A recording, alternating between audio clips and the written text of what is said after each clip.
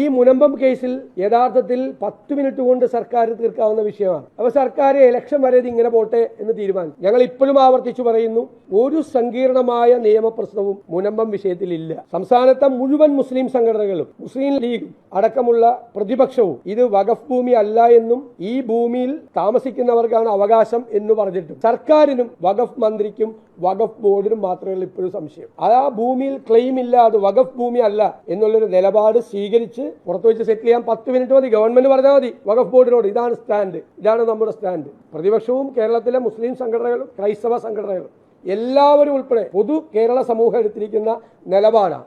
ആർക്കും ഒരു പരാതിയില്ല. പരാതി വഖഫ് ബോർഡിന് മാത്രമാണ്. ഈ സർക്കാർ നിയമിച്ച വഖഫ് ബോർഡ് മനഃപൂർവ്വം ഉണ്ടാക്കിയ പ്രശ്നം. അത് 10 മിനിറ്റ് കൊണ്ട് തീർക്കാമായിരുന്നിട്ടും തീർക്കാതെ BJPക്ക് കേരളത്തിൽ, സംഘപരിവാറിന് കേരളത്തിൽ സ്പേസ് ഉണ്ടാക്കി കൊടുക്കാൻ വേണ്ടി മനഃപൂർവ്വമായി ഈ വിഷയം നീട്ടിക്കൊണ്ടുപോവുകയാണ്.